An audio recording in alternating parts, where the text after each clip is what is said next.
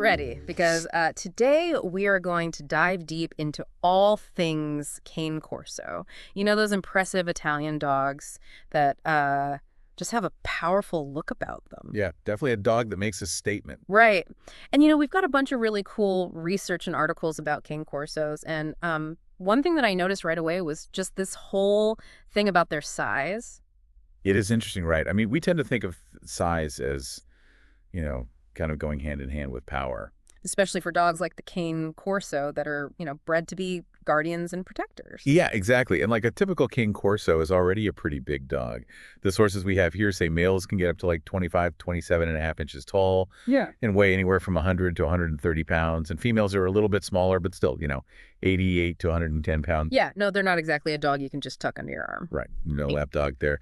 But what's really kind of got people talking are these like supersized Cane Corsos. Like we're talking about dogs that are getting up over 150 pounds. Yeah, it's definitely eye-catching. I mean, it's impressive, but it also makes you wonder, like, is all that extra size really good for the dog?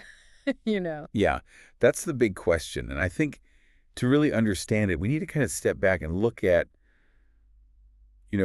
where the Cane Corso came from. Like, what were they originally bred for? Right, like their history. Exactly. Sure. So these dogs were originally bred for working roles like guarding property and herding livestock and even hunting wild boar. They had to be strong, of course, but also agile and athletic. So it wasn't just about being big, it was about being functional, right? Like being a true athlete, not just, a big, strong-looking dog. Yeah, exactly. Like think about wolves, their ancestors in the wild. They are built for endurance, for, covering long distances, for chasing prey. Having a leaner, more athletic build gives them a real advantage. And in many ways, the original Cane Corso was bred with those same principles in mind. Right, it makes sense. You don't want a dog that's, too bulky to do its job. Exactly. So when we're talking about these supersized Cane Corsos, are we kind of messing with their natural athleticism? It's definitely a risk. And it's where this whole conversation about responsible breeding comes into play. Yeah, I was just going to ask you about that. Because if bigger isn't always better, what should breeders be focusing on? Well, good breeders, they understand that health and well-being should always be the top priority. And they focus on maintaining the breed's natural athleticism and avoiding exaggeration. They know that a Cane Corso that's too heavy or too bulky is more likely to have certain health problems. Okay, so like what kinds of health problems? I mean, all that extra weight can't be good on their joints, right? You're absolutely right. Joint problems are a big concern for larger dogs, especially those that are, bred for extreme size. Can you maybe talk a little bit more about that? Like what specific joint problems are we talking about here? Sure. So one of the most common issues is hip dysplasia. That's where the hip joint doesn't develop properly, and it can lead to pain and lameness and even arthritis. And it's not just the hips. Elbow dysplasia is another one we see a lot where the elbow joint is malformed. And then you have things like cruciate ligament tears, which are basically knee injuries. And they can be incredibly painful and sometimes require surgery. Wow, so these are serious problems, and I imagine it must really affect their quality of life. Oh, absolutely. It can make it hard for them to move around comfortably, to play, even to just walk upstairs. And the more weight they carry, the more stress on those joints. So it's kind of like if you tried to build a house on a foundation that wasn't strong enough to support it. That's a great analogy. Hmm. And it's not just the skeletal system we have to think about either. Obesity, which is, more common in larger dogs, puts a strain on every organ system. Their heart has to work harder to pump blood throughout their body. Their lungs have to work harder to get them oxygen. And there's a higher risk of developing conditions like diabetes and heart disease. So we're seeing this connection between size and joint problems and just overall health. And it sounds like responsible breeding is super important in trying to prevent these issues. It's a huge part of it, for sure. But it's not just about breeding practices. Owners have a big role to play, too, in making sure their Cane Corso stays healthy and happy, no matter what size they are. Okay, so what can owners do, especially if they have a larger Cane Corso? What are some tips to make sure their dog stays healthy and happy? I bet you've got some great advice on that. Yeah, it really is kind of a team effort. Even if you have a Cane Corso from, the best breeder in the world, the choices you make as an owner still have a huge impact. And a big part of that is nutrition. Right, the food they eat. So what's the deal with feeding a giant breed dog? Is it just like, giving them giant portions? It's not quite that simple. It's about more than just how much they eat. It's That- also about what they're eating. You really want to be looking for food that's specifically made for large breed dogs. Okay, so what's so special about large breed dog food? Well, you have to remember that puppies of giant breeds They don't just grow big, they grow fast. And that puts a lot of stress on their bodies. So large breed puppy food is made to support that kind of growth, with the right amounts of things like protein and calcium and phosphorus to help their bones and joints develop properly. Oh, so it's like giving their bodies the right tools to build a strong foundation. Exactly. And even when they're full grown, large breeds can still benefit from food that's made for their needs. A lot of these formulas have ingredients that help support their joints, like glucosamine and chondroitin. Wait, hold on. I've heard those words before, but I'm not really sure what they are. Oh, yeah. So basically think of them as like building blocks for cartilage. That stuff that cushions your joints. Mm. Glucosamine helps the body make more cartilage, and chondroitin helps keep the cartilage from breaking down. Ah, okay. So it's like giving their joints some extra padding. Exactly.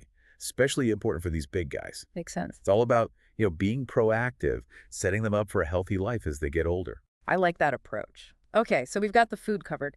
Now what about exercise? How do you know how much is too much or not enough for a big cane corso? That's a great question. And it's really about finding that sweet spot. You know, Cane Corsos are energetic dogs. They need exercise to stay healthy, both physically and mentally.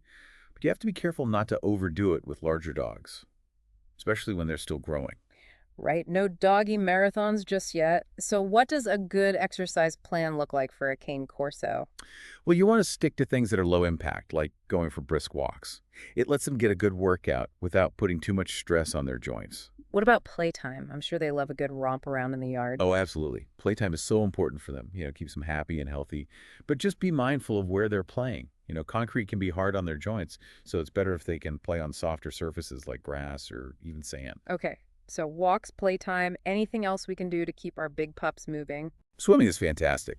It's great exercise for their muscles and their heart, but it doesn't put any strain on their joints. Oh, that's a great idea. I bet they love splashing around. Okay, so we've covered food, we've talked about exercise. What else is important for keeping a large cane corso in top shape? Don't forget about regular vet checkups. It's kind of like taking your car in for a tune-up. It helps you catch any problems early on before they become serious. Okay, that makes sense. So how often should we be taking our cane corsos to the vet? At least once a year for a general checkup. And maybe more often if you notice anything different about them, like if their behavior changes or they're having trouble moving around or if their appetite changes.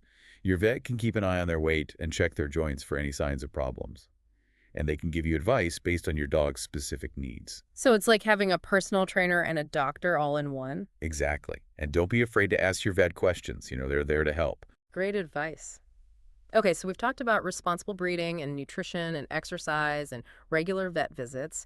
Is there anything else we should be thinking about when it comes to these big, gentle giants? Well, there's one more really important thing we haven't really touched on yet, and that's temperament. Temperament, right, because we've been talking a lot about their physical health and, making sure they're strong and healthy, but their personality is a huge part of what makes them a good companion. Oh, for sure. And it's especially important with a breed like the Cane Corso. Yeah. They're big and powerful looking, so it's really important that they have a good temperament. I think a lot of people see a cane corso and they just assume that they're going to be aggressive or hard to handle. But that's not always true, is it? Not at all, actually. Cane Corsos are known for being loyal and intelligent and very trainable. They can be incredibly affectionate and protective of their families. But just like with any breed, they need the right socialization and training from a young age. That's what helps them grow into well-rounded dogs. So it's not just about their genes, it's also about the environment they grow up in, right? Exactly. It's nature and nurture. Even a Cane Corso with a great temperament can develop behavioral issues if they're not socialized and trained properly. So for someone who's thinking about getting a cane corso, what should they look for in terms of temperament? Like, how can they tell if a puppy is going to have a good personality? Well, the first thing is to find a responsible breeder. Someone who cares about temperament as much as they care about the dog's physical appearance. Ask them about the parents' temperaments and, meet the puppies in person. See how they interact with each other and with people. You want a puppy that's curious and playful and, likes to be around people, but not one that's overly rambunctious or aggressive. It's like trying to find a good roommate. You want someone with a personality that's a good fit. Exactly. And remember, temperament isn't set in stone. It's something you can continue to shape through training and socialization throughout the dog's life. Right, so it's an ongoing process. So what kind of training works best for a cane corso, especially a bigger one? Do you need to be extra firm with them? The key is to be consistent and use positive reinforcement. Cane Corsos are smart, they want to please their owners, and they respond really well to positive training methods. You don't need to use harsh punishments or try to intimidate them. That can actually backfire and make them afraid or aggressive. So it's more about building a relationship based on trust and respect. Exactly. And socialization is just as important as training. You want to expose your Cane Corso to lots of different people and places and experiences when they're young. It helps them build confidence and learn to adapt to new situations, so they're less likely to be scared or aggressive when they encounter something new. So it's all about making them well-adjusted members of society. Exactly. And training and socialization are ongoing.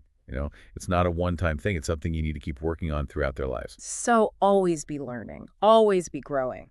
Yeah, exactly. Keep reinforcing good behavior. Give them mental stimulation. Help them navigate the world and feel confident and happy.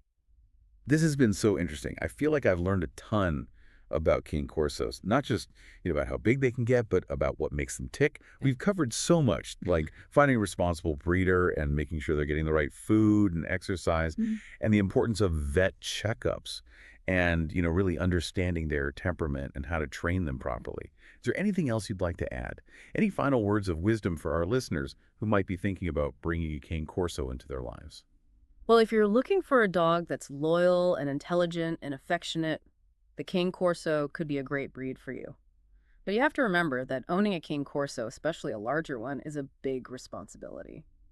Do your research, find a breeder who cares about their dogs, and be prepared to put in the time and effort to give your Cane Corso the best possible life. I think that's really important to remember. It doesn't matter how big or small a dog is, they all deserve a loving home and a responsible owner. Thank you so much for joining us on this deep dive into the world of the Cane Corso. It's been a pleasure talking to you. It's been great being here. And remember, knowledge is power when it comes to being a dog owner. The more you learn, the better you'll be able to take care of your furry friend and give them a happy and healthy life.